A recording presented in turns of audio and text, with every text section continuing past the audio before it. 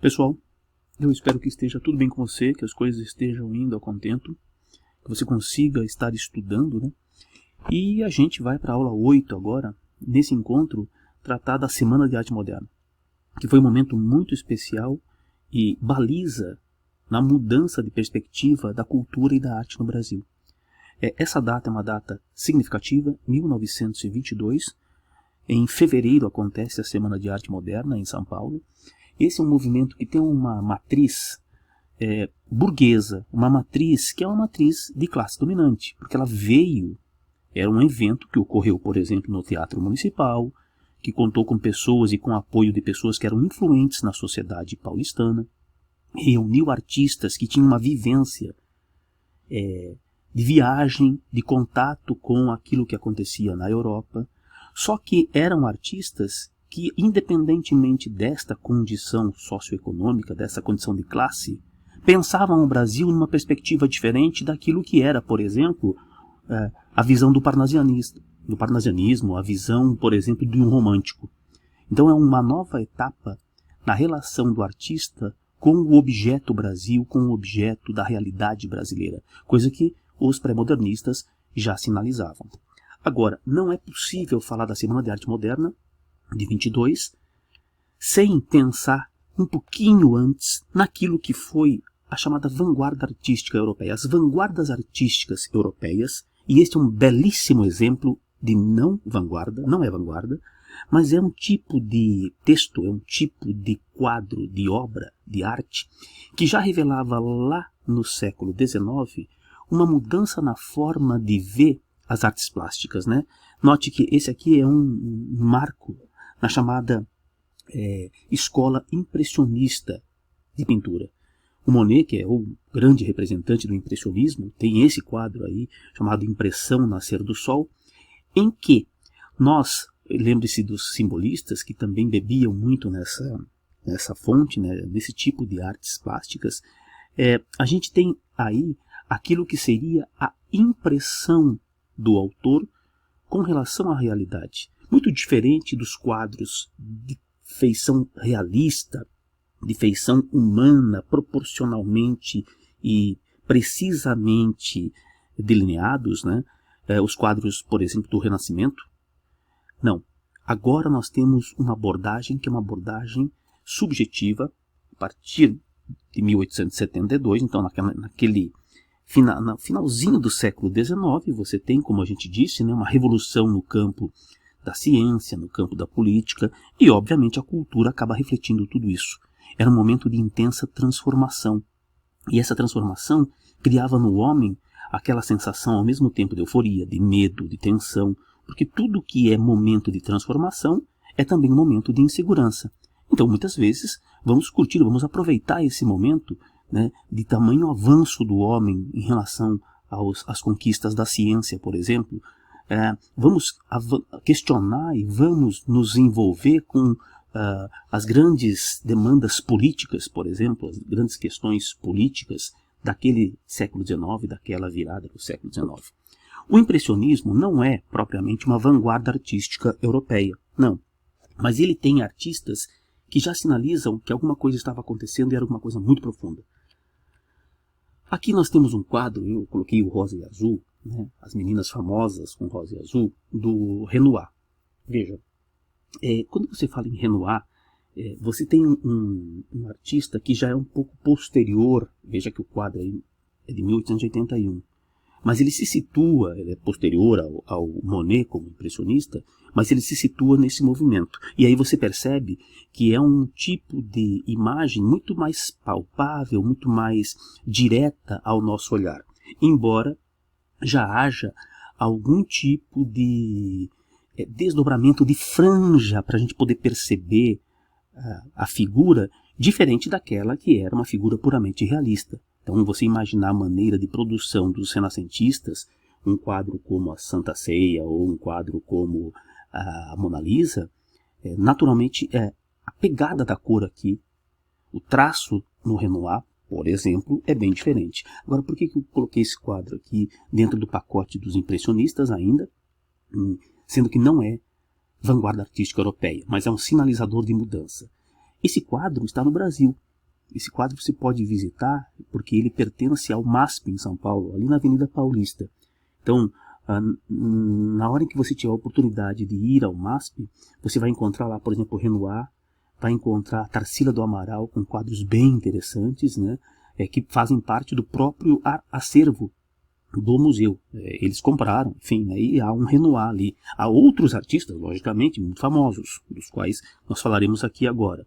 Mas lá no MASP você vai encontrar esta obra. Bom, falando então das vanguardas. Estava acontecendo um monte de transformação.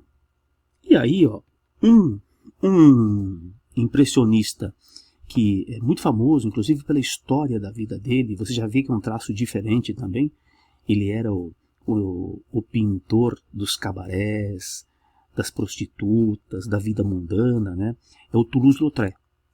Henri Toulouse-Lautrec. Ele tem uma história, como eu falei, pessoal, assim, que é chamativa, e ele foi o pintor, por exemplo, aqui no Moulin Rouge, por exemplo, o pintor dessa vida boêmia, que sinalizava que Paris era o centro da atividade cultural do mundo. Note que é 1891, portanto, realmente já no final do século XIX. Esses eram os impressionistas.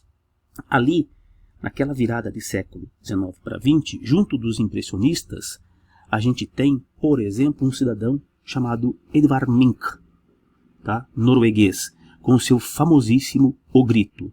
E aqui já não é impressionismo. Aqui nós começamos a entrar no terreno do expressionismo. E o expressionismo tem essa marca do exagero, do mal-estar com a imagem e até com os textos. Textos que têm passagens expressionistas apresentam segmentos, né, sequências que são sequências em que você vê uma certa hipérbole na maneira como se descrevem as cenas, as situações. O grito é uma grande situação, não, de mal-estar desse que está ali na frente, em perspectiva desse caminho. Esse quadro é um quadro que todo mundo reconhece, N vezes parodiado, N vezes tendo diálogo com o que veio posteriormente a ele. Aqui já havia, então, o expressionismo. Outro expressionista conhecidíssimo, dispensa apresentações, né, é o Van Gogh. E aqui a famosa Noite Estrelada. Você pode perceber que no caso do expressionismo, o traço é mais nervoso, né? É um traço que ele é mais inquieto.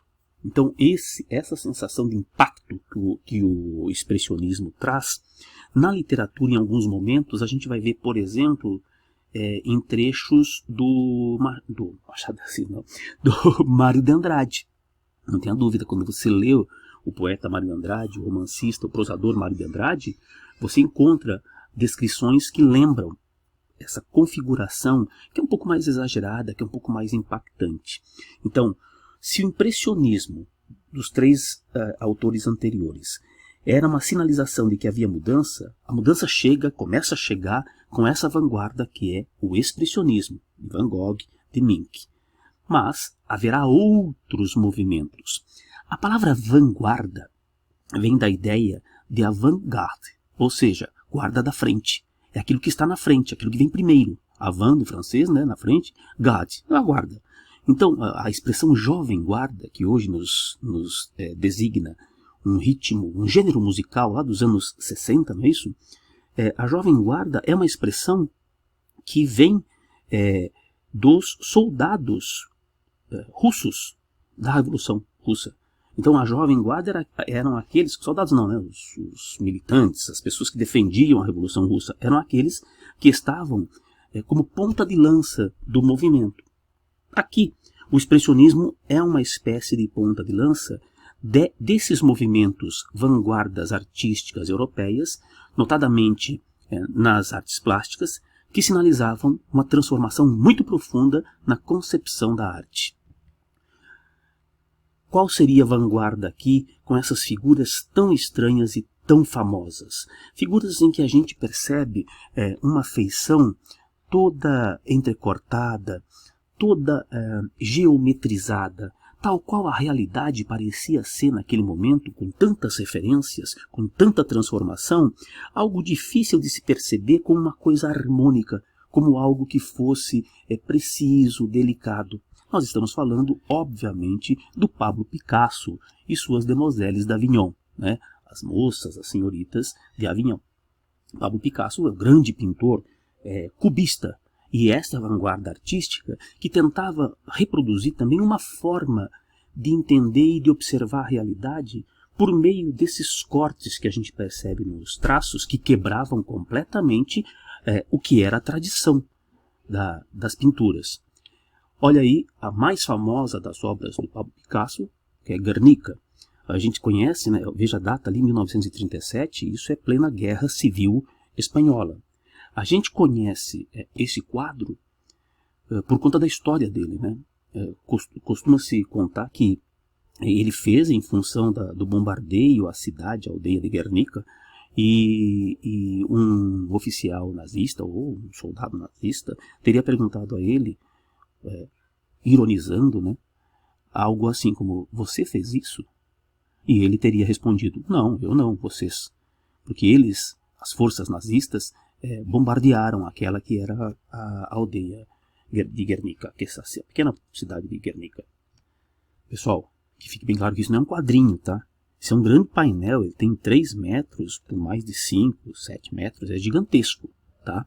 E assim, está hoje no famoso Museu de la Reina, em Madrid, né? O Museu da Rainha, tá? Deveria ficar na Espanha mesmo, né? Há uma reprodução desse painel na ONU, ficou um tempo na ONU, ficou em Nova York também. Esqueci de falar que o Grito do expressionismo foi um quadro que sofreu um roubo famosíssimo, depois ele foi recuperado, né? Mas veja que nós estamos falando de países que têm uma segurança, uma preocupação com a obra de arte, com a cultura, enfim, com a preservação, mas ninguém fica imune aos ladrões, não é isso? Aqui no Brasil, felizmente, as obras de arte são mais preservadas, pelo menos assim, essas do primeiro escalão, não é isso? Mesmo porque também as pessoas não têm grande interesse, lamentavelmente. Cá entre nós tem sim os grandes colecionadores, atravessadores do mercado de arte. Tem agentes que muitas vezes estão envolvidos nesse tipo de ilícito. Bom, aqui nós temos um exemplo do chamado fauvismo. Fauvismo é um tipo de expressão artística, todo mundo conhece essa cena, tá? Do Henri Matisse aqui, todo mundo conhece essa imagem que também já foi parodiada muitas vezes. Ele fez 2 dessas, né? Ele testou várias possibilidades dessa cena, e 2 são muito famosas. E o que é o fauvismo? É uma vanguarda que abandona toda aquela ideia de pompa de uma pintura que fosse intelectual, cerebral, e opta por um tipo de abordagem que é uma abordagem até mais, vamos dizer assim, simples, não simplista, tá? Mais simples, mais delicada, sem grandes intenções do ponto de vista, intenção quanto a figura mesmo, tá? A questão da figuratividade. Mas não seria alguma coisa como a ingenuidade, mas de uma delicadeza que não passava pelo projeto daqueles outros movimentos, outras vanguardas que a gente mencionou agora. Bom, quando você fala em vanguarda, veja bem, tudo isso estava acontecendo mais ou menos ao mesmo tempo. E tudo isso estava preparando o desabrochar de alguma coisa que em algum momento alguém falou: caramba, tudo isso é moderno. E alguém disse então: é modernismo. Certo? As vanguardas não constituem propriamente o movimento em si. Elas fomentam, elas estimulam depois a percepção de que ali nós estávamos no mundo moderno. Esse é muito famoso também. Muitos de vocês já viram o absurdo do Magritte. Aqui é clarividência, né? Veja que já é bem posterior, é 1936. O Magritte, ele é um pintor surrealista. Então o surrealismo vai trabalhar com o universo do sonho, do absurdo, do impossível. Então muitas vezes você olha para um quadro surrealista e há um primeiro impacto. Note, a preocupação aqui não é parecer exagerado como expressionismo, dar uma impressão como o impressionismo, ou geometrizar a forma como o cubismo, ou parecer delicado, né, quase simples como se fosse o fauvismo. Não. Aqui o que nós temos é o diálogo com o absurdo, com o imponderável, com o sonho muitas vezes, com aquilo que parece ser impossível. Então, no quadro Clarividência, que é uma espécie de profissão de fé, né, é ele aí pintando a ele mesmo, a ideia é: eu estou vendo o pássaro a partir daquilo que é a matriz do pássaro. Então ele olha o ovo e a pintura dele já é o pássaro, o que reforçaria, ratificaria, confirmaria a sua clarividência, a sua visão clara das coisas. Ele é o autor de um quadro em que você tem um cachimbo e ele diz embaixo: isto continua a não ser um cachimbo. O que nos leva a pensar em muita coisa, né? Quando você vê um quadro com o desenho de um cachimbo e embaixo isto continua a não ser um cachimbo, tem muita coisa aí. Nunca foi um cachimbo mesmo, porque é um desenho. Na primeira leitura causaria impacto, porque a pessoa olha e fala: mas como não? É um cachimbo. É uma representação daquilo que é o referente no mundo cachimbo, do objeto cachimbo, né? E aí tem um jogo em francês, porque a palavra cachimbo em francês é pipe. E lá no texto do Magritte, ele diz, né, ce n'est pas a pipe. Isso não é um cachimbo. Se não é um cachimbo, não é pipe, a gente precisa levar em conta que pipe é também, em francês, barril, tonel. Então, dá para pensar de maneira ambígua que ele estivesse pintando um cachimbo, dizendo que aquilo não era pipe, porque ele estava pensando no tonel. Um jogo também com a ideia da ambiguidade linguística, brincando com a forma. Muito, muito, muito interessante. Procura depois. E o Homem da Maçã, aquele que tem uma maçã no rosto, né? Todo mundo conhece, esse é muito conhecido. O mais famoso dos surrealistas, ao lado do Magritte, é o Salvador Dalí, aquele pintor espanhol, simpatizante do fascismo, do Franco, da ditadura de Franco na Espanha, né? Que é um nome mais insensado por toda a sua postura também. Então, olha o título desta obra: Sonho causado pelo voo de uma abelha ao redor de uma romã 1 segundo antes de acordar. Se você procura e se você se propõe a observar as obras do Salvador Dalí, você vai perceber que realmente o trabalho com a noção do absurdo, do mundo do sonho. O mundo do sonho é o mundo onírico, né? Daquilo que parece paradoxal, é uma constante. E muito, muito impactante, justamente por essa aproximação de imagens e referências que parecem inconciliáveis, pelo menos no plano racional. Como ele vai traduzir na imagem aquilo que seria o absurdo, o irracional, a gente aceita e fica muito impactado, não tenha dúvida. Surrealismo, essa ligação com o mundo do sonho. Estas são as vanguardas artísticas, portanto: expressionismo, fauvismo, cubismo, futurismo, dadaísmo e surrealismo. Você poderia dizer que aquela que é a quarta, futurismo e dadaísmo, eu não mencionei. É porque eles não aparecem diretamente relacionados a grandes obras na pintura, tá? O futurismo é um movimento, é uma vanguarda artística que vai valorizar tudo aquilo que seja relacionado à modernidade, à rapidez, à transformação de um mundo que era cada vez mais mecânico. E por isso mesmo o futurismo, com essa ideia da velocidade, da força, da rapidez, flertou lá na Itália, que é o berço dele, com o fascismo italiano. Então, Marinetti, que era um poeta futurista, tinha poemas em que se elogiava, por exemplo, a bofetada, o ímpeto, o soco. Por quê? Porque tudo isso revela uma proximidade com o dinamismo, e não mais aquilo que é vago, lento, parado, passadista. O nome futurismo é porque o mundo era um mundo que começava a agilizar as suas relações. O mundo era um mundo cada vez mais dinâmico e rápido. O dadaísmo, o movimento do Dada, propunha o absurdo total. Ele negava, ele não se encaixava com outros, ele não dialogava com esses outros, porque para ele a arte, você vai ver, era qualquer coisa que não fosse o padrão conhecido como arte. Então todo mundo aqui tenta fazer arte. O dadaísmo pensa: a minha arte é algo que não é o que vocês fazem. Então, a receita de um poema dadaísta. Pegue um jornal, pegue uma tesoura. Escolha no jornal um artigo do tamanho que você deseja dar ao seu poema. Recorte o artigo. Recorte em seguida com atenção algumas palavras que formam esse artigo e meta-as num saco. Agite suavemente. Tire em seguida cada pedaço um após o outro. Copie conscienciosamente na ordem que elas são tiradas do saco. O poema se parecerá com você.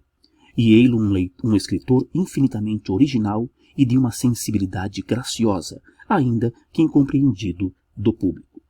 Veja, recorte as palavras de um artigo, coloque num saco, vá retirando as palavras desse saco e você vai ver aí, vai fazendo na ordem exata em que elas forem retiradas, você vai ter um poema. Esse poema pode não ser compreendido pelas pessoas, mas vai revelar um grande artista de uma sensibilidade singular e especial, que é o artista dadaísta. Tá vendo? É uma proposta que realmente não negociava com os outros tipos de vanguarda. Também bem conhecida, para a gente finalizar essa parte aqui, ó, as obras, né, como o monociclo, o pessoal chama de urinol, né, comum é chamado de urinol, e na verdade é vaso, é simplesmente o vaso. Estou falando, as pessoas chamam esta obra de urinol, o pessoal fala vaso, o nome, né, vaso. E aqui a Mona Lisa de bigode, todas de Marcel Duchamp, que era também ele flertava com o dadaísmo, né, e já não estava assim tão relacionado a essas vanguardas, mas propunha nas artes plásticas alguma coisa que fosse completamente diferente daquilo que era tido como tradicional da arte. Então você vai a um museu e observa uma roda de bicicleta dessa forma, ou um urinol, ou, olha que heresia, a Mona Lisa de bigode, e certamente você ficaria chocado naquele momento, naquela época. Por quê?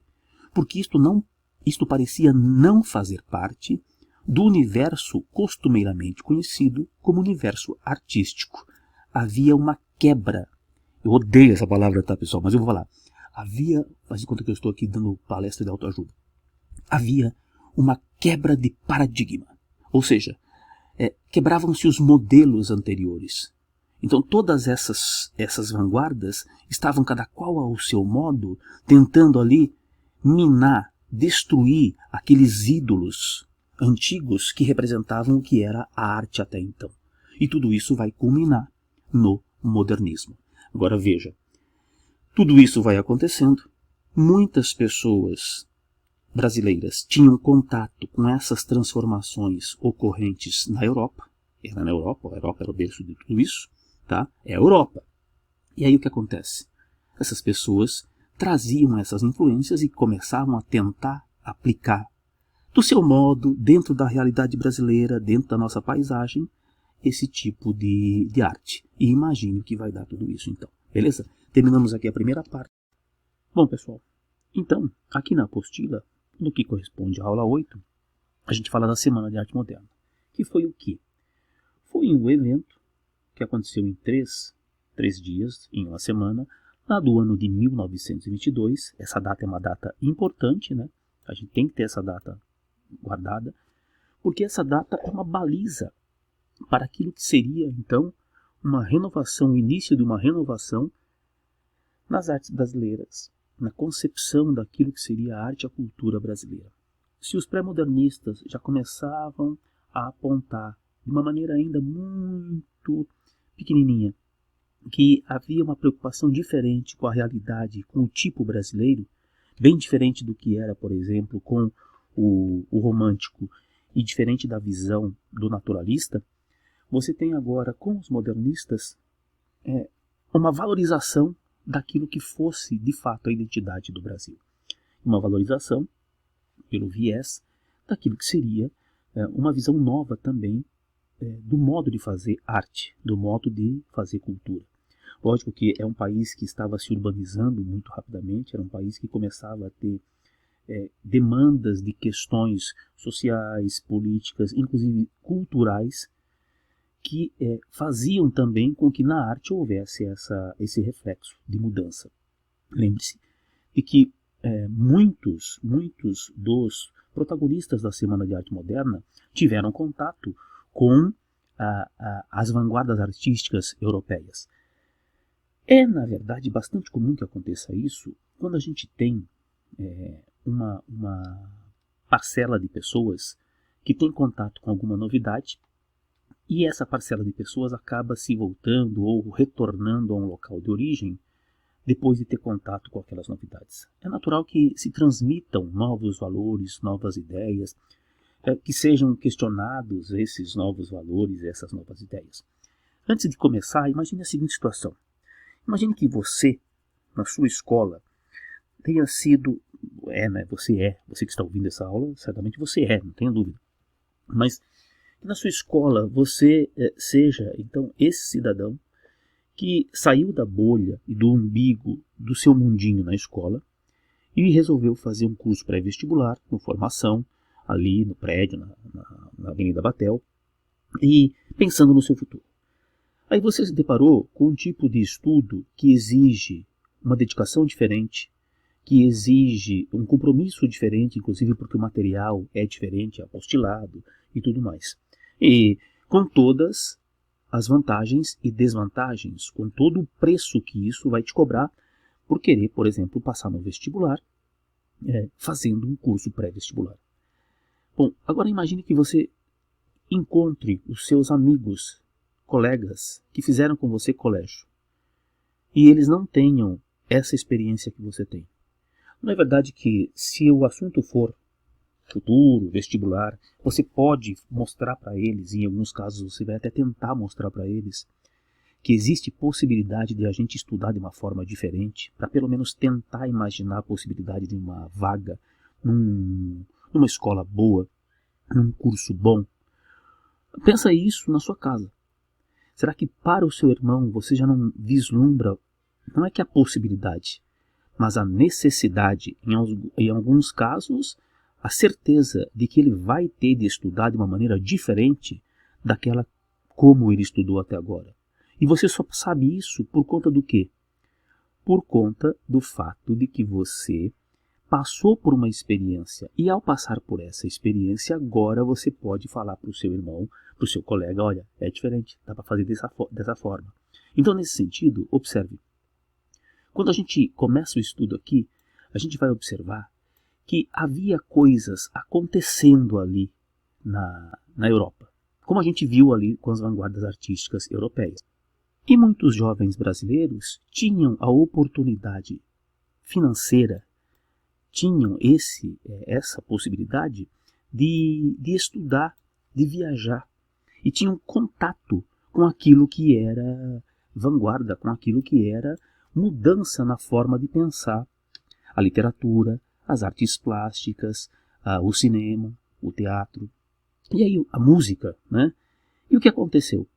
Esses jovens que iam para fora e depois voltavam, traziam as novidades. Um nome muito famoso que passou por essa circunstância e é um dos pontas de lança do modernismo é o Oswald de Andrade. Oswald, tá? Ele pedia que fosse pronunciado assim, porque isso lembrava a brasilidade dele, Oswald. Então o Oswald, ele vai para a Europa porque ele era de família rica, depois ele perde tudo. Depois que ele perde tudo, aí ele vira comunista.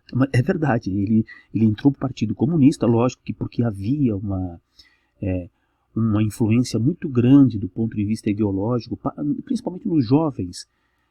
E o comunismo era uma ideia ainda recente, né, pós-Revolução Russa, em 1917. E em 29, quando Oswald perde tudo com a quebra da Bolsa, ele acaba depois aderindo ao Partido Comunista, mesmo porque ele se encanta pela jovem líder feminista Patrícia Galvão. Para quem gosta desse tipo de tema, de discussão, Patrícia Galvão foi o primeiro grande nome do feminismo brasileiro. Muito jovem, no caso, ele casou com Oswald de Andrade, né? Ele deixou a Tarsila do Amaral, com quem ele tinha um casamento, e tiveram muitos projetos juntos, a Pagu e o Oswald.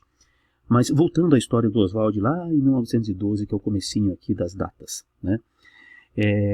O Oswald vai para fora do país e ele tem uma frase muito importante dele que diz assim: eu descobri o Brasil em Paris. Quer dizer, quando ele estava fora do Brasil é que ele se percebeu brasileiro de verdade. E isso vai ser uma constante para muita gente que, indo para fora, passa a valorizar e passa a observar aquilo que deixou para trás de uma forma diferente. Bom, você vai ver pelas datas que o Brasil tinha, então, pessoas que iam para lá, para a Europa, pessoas que chegavam aqui e que todas tinham contato com as novidades que estavam ocorrendo e que estavam movimentando, chacoalhando o painel artístico e cultural da Europa. Lembrando que Paris era o centro de tudo aquilo, tá? Os movimentos, as vanguardas irradiavam-se a partir de Paris. Eu risquei aqui no 1911 o nome de Emílio de Menezes, que foi um escritor paranaense, muito festejado à sua época, embora ele se achasse desprestigiado. O fato é que ele era da Academia Brasileira de Letras, um grande criador de trocadilhos. Quem sabe ele se julgasse até desprestigiado porque ele muitas vezes não era, não sei, né, estou conjecturando, levado a sério, porque ele era muito sarrista, enfim. Mas os textos do Emílio Menezes são textos assim leves, gostosos de serem acompanhados, né? E ele já sinalizava isso, justamente pela linguagem dele, por exemplo, e que havia essa transformação em curso. Então a arte rapidamente iria se transformar. Por quê? Porque o Brasil parecia estagnado em relação àquilo que estava acontecendo lá fora. E aí você tem 1917, como uma data anterior a 1922, como uma data importante, como se fosse assim o grande sinal, antes da Semana de Arte Moderna, de que alguma coisa iria acontecer. E o que foi? Bom, em 1917, você já tem aqui o primeiro livro do Mário de Andrade, Uma Gota de Sangue em Cada Poema, que já começa com um título que chama a atenção, não é verdade? E com uma proposta, imagina, de poesia que não é uma poesia apegada àqueles motivos naturalmente líricos. A Cinza das Horas, do Manuel Bandeira, está flertando ali com o modernismo e com alguma coisa mais antiga ainda. Você tem Juca Mulato, do Menotti Del Picchia, que é um escritor que vai focar a paisagem, e isso vai ser muito importante depois, tá? Com relação ao folclore brasileiro, e o poeta paulistano Guilherme de Almeida. Então você tinha aí algumas pessoas aparecendo que logo em seguida estourariam naquilo que seria o modernismo. Em 1917, o grande acontecimento, o grande fato que é lembrado até hoje, está aqui. Monteiro Lobato, que era crítico de artes plásticas do estado de São Paulo, critica a exposição de Anita Malfatti. Olha o quadro aqui, um quadro, né, da Anita Malfatti com marca expressionista.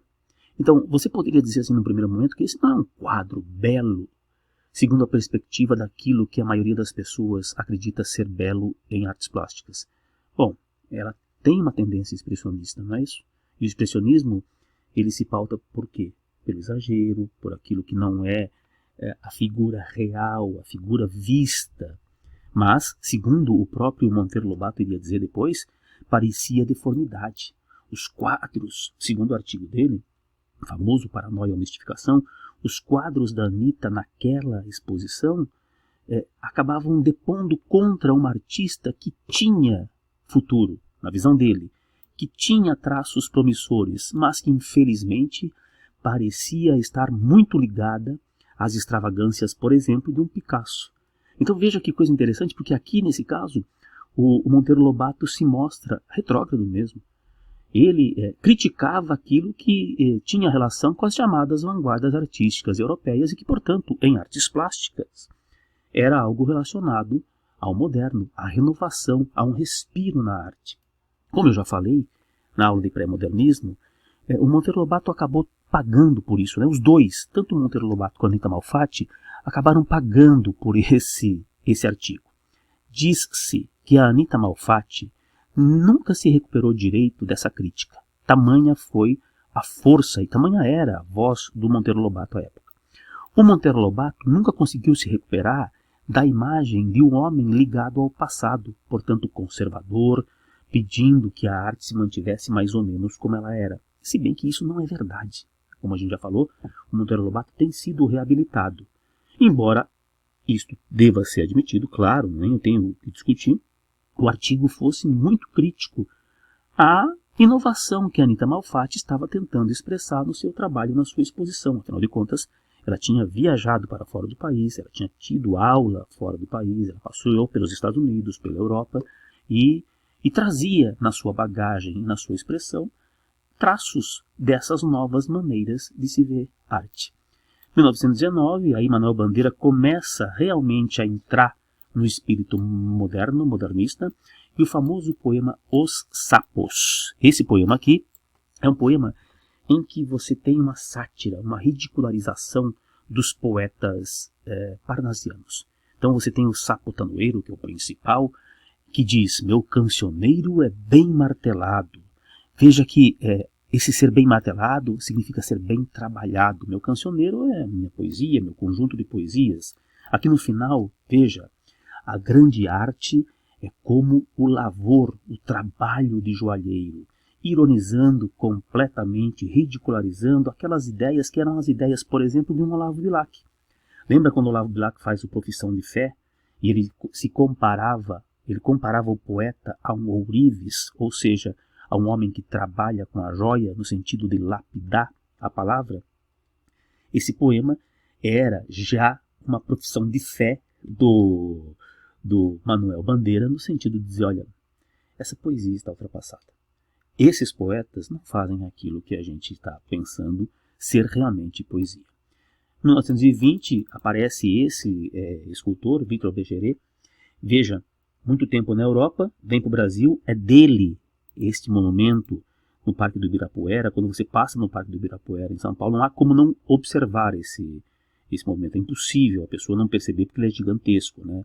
O monumento às bandeiras é conhecido popularmente como empurra-empurra, né? Porque a imagem é das pessoas, uma empurrando a outra, tal. E é um movimento hoje questionado. Lógico que não faz sentido em querer, pelo menos parece ser assim, né? Querer derrubar, destruir isso. Mas é óbvio que esse é naquele momento, era a imagem que se fazia, né, dos bandeirantes que passaram e desbravaram o estado de São Paulo como condutores do progresso, à medida em que eles matavam e dizimavam as populações do interior do país. Bom, em 1910, aqui, no finalzinho aqui, né? Em 1921, Mário de Andrade já estava mostrando claramente a sua adesão a tudo que era moderno, tá? Mário de Andrade, eu devo ter falado na aula de exercícios, ele não viajou como os outros para fora do país, mas ele era um homem antenadíssimo nas mudanças ocorrentes no mundo em relação à arte. Ele era um professor, um estudioso, né? Então, a grande viagem que ele fez foi para Minas Gerais, para o Rio, para a Bahia, para o Brasil, na verdade, saindo de São Paulo. Ele era um professor paulistano que dava aula de piano, depois trabalhou no serviço público, mas tinha como ofício de verdade o ser escritor. E foi junto do Oswald de Andrade, né, foi um dos grandes nomes da primeira geração modernista. Então, a gente vai falar da Semana de Arte Moderna na sua realização, de fato, 3 noites, porque foi segunda, quarta e sexta. 3 noites que abalaram as artes porque modificaram o painel realmente. No começo não houve grande repercussão para depois. Houve repercussão naquele momento. Então você vai ver a história aqui do que aconteceu nos dias 13, 15 e 17 de 1922. Fevereiro de 1922. Datas históricas para a cultura no Brasil. Depois, isso ficou ali fermentando, né? Então, se não houve uma grande adesão no primeiro momento, ficou fermentando.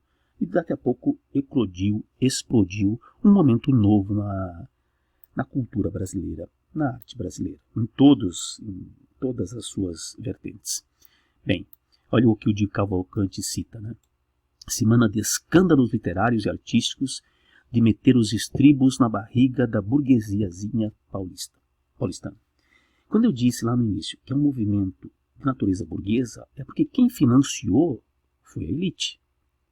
Agora, dentro desse movimento, lógico que havia crítica aos valores da burguesia, porque não é nada incoerente que dentro da própria burguesia, da aristocracia, você tenha pessoas que questionem aquilo que são os valores daquela classe a que eles pertençam. Tudo bem? Então, o movimento ele nasce no seio de pessoas que são pessoas cultas, viajadas, estudadas, com boa condição financeira. Depois se espalha. Nesse primeiro momento, a ideia é o quê? Vamos destruir a arte antiga, não ao passadismo. Por isso o futurismo, no primeiro momento também, ele é bem recebido pelos modernistas da primeira geração. Porque o futurismo propunha justamente o quê? A destruição de tudo. Então vamos quebrar de maneira iconoclasta aquilo que seja passado. Primeiro dia, segunda-feira, você vai tendo o nome das pessoas que acabaram participando, né? Você já tinha pessoas, olha aqui, ó, Sérgio Millier, Paulo Prado, isso aqui é a nata paulistana, na cultura, nas artes. Não está aqui, mas Armando Salles de Oliveira, que foi fundador da USP, ele está aí no pacote também. Depois aqui, ó, Vitor Brecheret, que tinha ficado muito tempo fora do país, Heitor Villa-Lobos e Guiomar Novaes eram pessoas que já tinham um nome dentro da música, mas na música tradicional. Bom, primeiro dia, você sabe como é que é. Alguma coisa nova, as pessoas querem saber o que está acontecendo. Então, foram ao Festival de Arte Moderna, ficaram um pouco assustadas com aquilo que viam. Sabe quando você vê alguma coisa e fala, opa, tá estranho isso aqui, né? Mas nada de ofender, nada de criticar. Só achavam estranho, achavam que não era arte, enfim. E aí, uma ação mais agressiva foi evitada, inclusive, porque você tinha Graça Aranha, que era um escritor já consagrado. Então você tinha um escritor consagrado, lembra-se que Graça Aranha lançou Canaã em 1902, ele era um diplomata, então já era mais velho do que a turma. E ele foi fazer uma conferência, que já era uma conferência, veja aí, confusa conferência, em que ele sinalizava novos valores. Havia coisa nova no ar. Então, no que ele começa a proferir as suas ideias, as pessoas já vão percebendo que, tem alguma coisa estranha. Por quê? Porque um escritor como esse, que é de renome, que é conhecido, defendendo algumas dessas ideias, deve estar acontecendo algo estranho. Acabou normal a segunda-feira. Quarta-feira foi campo de batalha. Quarta-feira, o segundo dia, foi o dia da confusão generalizada. Então o nome dessa noite era a pianista Guiomar Novaes, que iria mostrar algumas peças modernas. Ela já era muito conhecida. Mas vai Menotti Del Picchia, que já era um escritor com nome naquela época, não grandioso como era o Graça Aranha, mas ele vai falar sobre arte moderna e vai ler trechos do Oswald, do Mário de Andrade, como você observa aí. Acontece que à medida em que ele vai falando e vai lendo os textos e vai contando sobre os novos escritores, aí o público perdeu um pouco o pudor. E à medida que ouvia os textos, tinha essa baixaria aí que você está vendo. O pessoal imitava animal, latia, grunhido. Por quê? Porque, afinal de contas, para eles aquilo não era arte. Aquilo não tinha nada a ver com arte. Porque a concepção deles era uma concepção de arte dentro do que era tradicional. E aí, esse trecho é um trecho muito interessante, porque já é um símbolo bem claro daquela mudança toda, daquela transformação pela rapidez, pelo dinamismo de uma sociedade que se transformava. E a reação de quem era mais tradicional não era aceitar essa transformação de coisas muito dinâmicas, concorda? Bom, depois de toda aquela zoeira, ali virou uma corintianada, virou uma várzea. Bom, depois de tudo aquilo, por favor, hein, eu sou corintiano, então eu posso falar, eu tenho lugar de fala aqui para poder criticar o Corinthians. Tinha Guiomar Novaes, e ela foi tocar as peças modernas. No que ela começou, também o pessoal não gostou. E aí pediram que ela fizesse, fizesse uso das peças, que eram as peças clássicas, conhecidas. Deu uma acalmada. Então, até foi aplaudida, como você observa. Mas aí é que a coisa toda virou uma confusão. Ronaldo de Carvalho, poeta carioca, foi ler Os Sapos. Aquele poema do Manuel Bandeira, que era a crítica aos parnasianos. Quando ele lê criticando os parnasianos, aí realmente acabou tudo, né? pessoal ficava imitando o sapo, fazia coro. Então havia a turma em defesa das novas tendências, e havia o pessoal que ia lá para realmente tirar uma casquinha, criticar, enfim. Tá? Veja, a noite acaba em algazarra, insultos, arremessos de legumes e frutas no palco. Pessoal, Brasil, né? Um festival de arte, uma semana de arte, acabou com briga, baixaria. Sabe que você pode observar, tentar observar alguma coisa assim, se você procurar na internet, finalíssima Festival da Canção, Festival Record 67.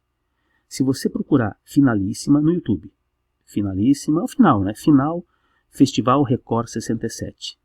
Esse festival foi um festival em que o público participava, vaiando, aplaudindo, defendendo de maneira apaixonada artistas jovens, uns mais, outros menos conhecidos em 1967, por conta das músicas que eles defendiam. Bom, quem esse público estava apoiando, vaiando, xingando? Pessoas como Mutantes, Gilberto Gil, Jair Rodrigues, Chico Buarque, Caetano Veloso, Sérgio Ricardo, um cantor que morreu esse ano, infelizmente, né? Morreu bem velhinho, que quebrou o violão no meio da apresentação, porque era ao vivo. Então, veja, as pessoas tinham uma participação que era uma participação ali próxima mesmo, né? Uma participação real. E assim foi em 22, naquela segunda noite. Se você puder ver, é interessante, porque são muitas músicas, inclusive, que você conhece. Porque o festival de 67 já mostrava que tinha gente muito boa vindo por aí que ia modificar a música no Brasil também. No dia 17, sexta-feira, sabe como é que é? Depois da briga, o pessoal fica... opa! Muita gente nem quis ir, porque muita gente já avisando, olha lá, o negócio é feio, hein? O pessoal vai brigar, tal. Eu me perdi aqui, me empolguei. Bom, mas aí o que aconteceu? O Heitor Villa-Lobos, que é o maior nome da nossa música erudita, ele foi se apresentar. E era um nome já com certo cartaz. Ele foi se apresentar e o pessoal até estava mais contido. Por quê? Porque havia ocorrido a briga. Mas aí ele alega que não, certo? História mostra que foi daquele jeito mesmo. Vamos assumir aqui o discurso da própria pessoa. Ele entrou com a casaca típica de apresentação, portanto formal, sapato, mas num outro pé ele estava de chinelo. As pessoas entenderam aquilo como um desrespeito, como uma irreverência, como uma forma de provocar o público para se mostrar moderno. E aí começou de novo a bagunça. Enfim, o fato é que ele tocou sob vaia, né? No Brasil. Uma pessoa que era... É lógico que ele era jovem na época, mas uma pessoa que era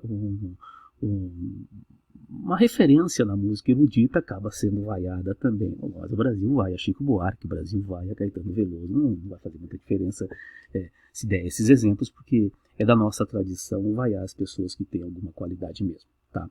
Bom mesmo é... Bom, vamos continuando aqui então. Aí, deixa eu me lembrar uma coisa aqui. Parecia, né, esse Villa-Lobos dessa maneira, parecia uma provocação nesse sentido, mas o fato é que havia muito de provocação mesmo. Então, o mostrar-se reverente, iconoclasta, questionador da tradição, era uma coisa que chamava a atenção e que, portanto, era uma atitude moderna. O Oswald de Andrade, quando a Isadora Duncan vem ao Brasil, ele patrocina um ato que, para a época, era uma coisa incrível. E hoje a gente faz em 40, 50 minutos. Ele foi de carro à noite de São Paulo a Santos. Você acredita? À noite eles foram de carro, bom, isso na década de 20 também, né? São 100 anos. De São Paulo a Santos. A história conta também que o Oswald, num ato que ficou marcado, bebeu champanhe na própria sapatilha usada pela dançarina, bailarina famosíssima Isadora Duncan, quando desta passagem dela pelo Brasil. Atitudes que eram atitudes de provocação, sem dúvida. O que ficou da Semana de Arte Moderna? Bom, a Semana de Arte Moderna vem mostrar que existe uma transformação na cultura brasileira e que, portanto, era preciso pesquisar isso. Então, o direito constante de se pesquisar o Brasil. O que faria com que a cultura, a inteligência artística, a concepção de arte no Brasil fosse atualizada. O que é isso, atualizada? Bom, nós estávamos num estágio muito atrasado em relação ao que estava acontecendo lá fora. Isso não costuma acontecer agora, porque nós somos um país desenvolvido, maravilhoso para frente, tá? Mas lá em 22, o Brasil estava atrasado em relação ao que acontecia na Europa em termos de arte. Então, uma atualização necessária. E, obviamente, que isso traria uma noção muito mais clara daquilo que era a nossa identidade. As ações que a gente observa na poesia, na literatura, na prosa, na música, eram ações, obviamente, de crítica. Ações de questionamento e tentativa de romper com tudo que lembrasse aquilo que era a fórmula passada. Alguns mais, outros menos, vão conseguir se desvencilhar das formas passadistas, e vão adentrar com maior ou menor ímpeto ao modernismo. Finalizando, a gente vai ver a partir da próxima aula, isso aqui, ó. O modernismo, didaticamente, é dividido em 3 momentos. A primeira geração, de 22 da semana até 1930, quando ocorre a Revolução de 30. A segunda geração, que é praticamente o governo do Getúlio Vargas, né, com o final da guerra. E veja, 30-45. É uma geração que tem um período maior, já mais madura que a primeira, mais aberta a receber coisas que até existiam no passado e que podem ser reaproveitadas. E, por fim, com menor duração, aí, a terceira geração, que vai de 45 até 1960. Tudo bem? Bem, é importante guardar que a Semana de Arte Moderna é um divisor. Existe uma arte, uma concepção e uma visão de arte antes da semana e uma concepção e uma visão de arte depois da semana. Tá bom? Espero que tenha ajudado, espero que você fique bem, que você esteja bem, sem dúvida, e vai estudando aí, vai fazendo as coisas, vai tirando as dúvidas, qualquer dúvida dá um toque lá, que a gente vai conversando, tá bom? Valeu, pessoal, até mais.